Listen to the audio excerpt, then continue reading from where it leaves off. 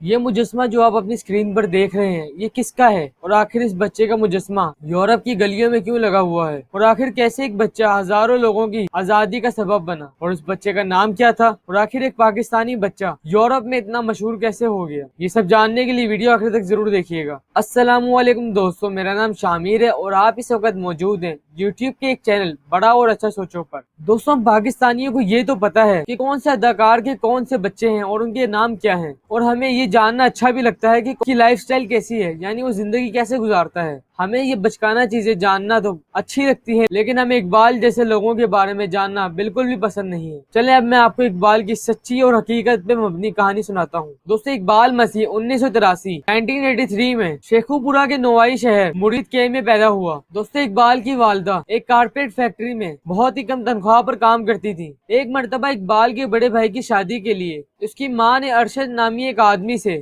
600 روپے کا ادھار لیا تاکہ اقبال کے بڑے بھائی کی شادی کے اخراجات کو پورا کیا جا سکے، لیکن دوستو بعد میں بیماریوں کی وجہ سے اقبال کی ماں اس قرض کو ادا نہ کر سکی، اور اس کے بدلے میں اقبال کی ماں کو ارشد کے حوالے کر دیا اور اسے کارپیٹ کی ایک فیکٹری میں لگا دیا، اور یوں اقبال نے اپنی زندگی کے دردناک دن 4 سال کی عمر میں ہی دیکھ لیے۔ دوستو، اقبال نے 4 سال سے 6 سال تک اس فیکٹری میں ملازمت کی، لیکن جو قرضہ اس کی ماں نے ارشد سے لیا تھا وہ ویسے کا ویسے ہی رہا، اور دوستو اوپر سے اقبال اور دیگر بچوں کو اس فیکٹری کا مالک صرف ایک وقت کا کھانا دیتا تھا اور ان بچوں سے 14 گھنٹے ایک دن میں کام کرواتا تھا۔ لیکن دوستو اقبال کے حوصلے کو داد دینی ہوگی کہ اس 6 سالہ بچے نے غلامی کو پسند نہ کیا، اور غلامی کے خلاف اقبال نے اس فیکٹری سے فرار ہونے کا سوچا، اور وہ اس میں کامیاب بھی ہوا۔ لیکن دوستو اس فیکٹری کے مالک نے پولیس کو رشوت دے کر اقبال کو کسی نہ کسی طرح پکڑ لیا، اور پولیس نے 6 سالہ بچے کے اوپر انتہا کے ظلم ڈھائے، اور اس ٹارچر کے بعد اس فیکٹری کے مالک نے اقبال کو دوبارہ کام پہ لگا دیا، اور اس بار اس پہ کام کا دباؤ اور زیادہ ڈال دیا۔ دوستو، یہ اس وقت کا واقعہ ہے جب پاکستان میں بچوں سے فیکٹریوں میں کام کروائے جاتے تھے۔ دوستو، اس بار اقبال نہ صرف خود بلکہ ہزاروں بچوں کو اپنے ساتھ اس غلامی سے آزاد کروانا چاہتا تھا، اس لیے اقبال نے پورے 1 سال بعد دوبارہ فرار ہونے کی کوشش کی، اور اس بار بھی وہ کامیاب ہوا، اور اس بار اقبال ایک ایسی تنظیم کے ہاتھوں میں آ گیا جو کہ چائلڈ لیبر کے خلاف تھی۔ اسی وجہ سے اب اقبال غلامی سے آزاد ہو چکا تھا، اور اقبال کی وجہ سے کئی ہزار بچوں کو جن کو غلام بنا رکھا تھا وہ سب بھی آزاد ہو گئے، اور اس کی وجہ صرف اور صرف اقبال تھا۔ دوستو، اگر اب میں آپ سے پوچھوں کہ 10 سال کے بچے کیا کرتے ہیں تو آپ میں سے زیادہ تر لوگ یہی کہیں گے کہ 10 سال کی عمر میں بچے کھیلتے کودتے ہیں اور اپنا وقت وقف کرتے ہیں۔ لیکن دوستو اقبال نے صرف 10 سال کی عمر میں ایک تحریک کی بنیاد رکھی جس کا نام بانڈڈ چائلڈ لبریشن تھا، اور یہ تحریک اقبال جیسے بچوں کو آزادی دلواتی تھی۔ اور دوستو اب اقبال اس تنظیم کا 10 سالہ لیڈر تھا، اور اقبال نے سرمایہ داروں کی فیکٹریوں سے ہزاروں بچوں کو غلامی سے آزادی دلوائی، اور اس چھوٹے سے بچے اقبال جس کے حوصلے اس کے قد سے کئی زیادہ بڑے تھے، اس کی وجہ سے چائلڈ لیبرز پر مکمل طور پر پابندی لگا دی گئی۔ دوستو، جب پوری دنیا کو اقبال کے بارے میں پتا چلا تو اقبال کے نام کی پوری دنیا میں دھوم مچ گئی، اور 1994 میں اقبال کو امریکہ بلایا گیا اور چائلڈ ہیرو کے ایوارڈ سے نوازا گیا، اور اس وقت اقبال کی عمر صرف اور صرف 11 سال تھی، اور اس کے ساتھ ساتھ ہر ماہ $1500 کی اسکالرشپ اقبال کو دے دی گئی، اور ایک یونیورسٹی نے اقبال کی کالج تک کی پڑھائی کا ذمہ اٹھا لیا۔ دوستو، پھر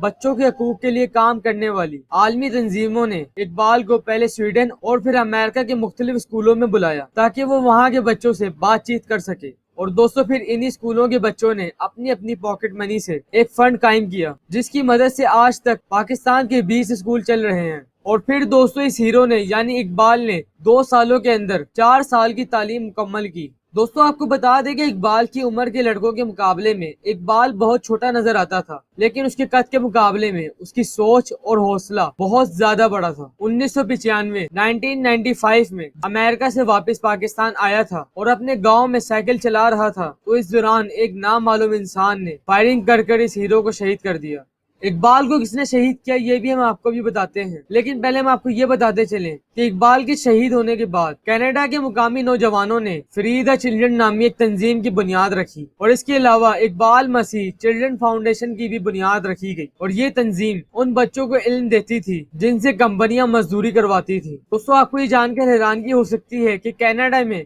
آج بھی اقبال مسیح کے نام پر چلڈرن رائٹس فنڈ جاری ہوتا ہے، اور 2009 میں امریکی کانگریس نے ہر سال اقبال مسیح ایوارڈ دینے کا اعلان کیا، اور یہ ایوارڈ دنیا بھر میں بچوں کے حقوق کے لیے کام کرنے والی تنظیموں کو دیا جاتا ہے۔ دوستو، اقبال مسیح کا تذکرہ فرانس کسکو کے ناولز میں بھی ملتا ہے، اور اقبال مسیح کی زندگی پر کئی ڈاکیومنٹری فلمیں بھی بن چکی ہیں، اور یہاں تک کہ 2014 میں جب بھارت کے ایک شہری کیلاش کو نوبل پرائز سے نوازا گیا تھا تو انہوں نے بھی اپنی تقریر میں اقبال کو خراج تحسین پیش کی تھی۔ دوستو، اقبال کو دنیا میں ہر جگہ سے کچھ نہ کچھ ضرور ملا ہے، چاہے وہ انڈیا ہو یا کینیڈا یا امریکہ، اور بھی بہت سے ملکوں نے اسے بہت کچھ دیا ہے، بس اسے کچھ نہ ملا تو صرف اور صرف پاکستان سے۔ دوستو، میں یقین سے کہہ سکتا ہوں کہ میرے جیسے آپ میں سے کئی لوگ اقبال مسیح کے بارے میں پہلے جانتے ہی نہیں ہوں گے، کیونکہ ہمیں جو معلومات ملتی ہے وہ ہماری میڈیا کے ذریعے ملتی ہے، لیکن اگر ہماری میڈیا ہی اقبال مسیح کے بارے میں ہمیں نہیں بتائے گی تو ہمیں کیسے پتا چلے گا؟ کیونکہ اس ٹاپک سے میڈیا کی ٹی آر پی میں کوئی اضافہ نہیں ہونا، اسی وجہ سے اقبال کے بارے میں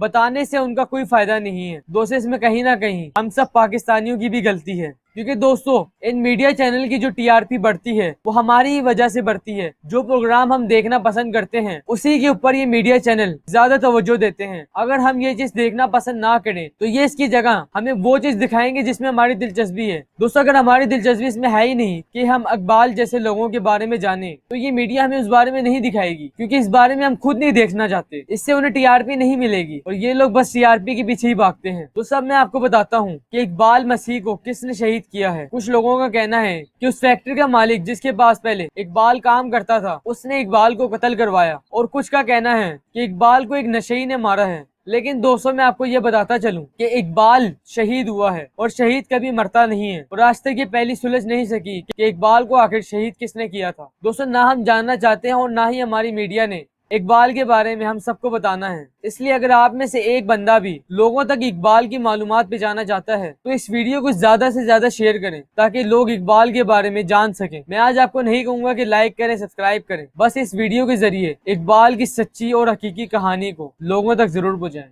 اللہ حافظ۔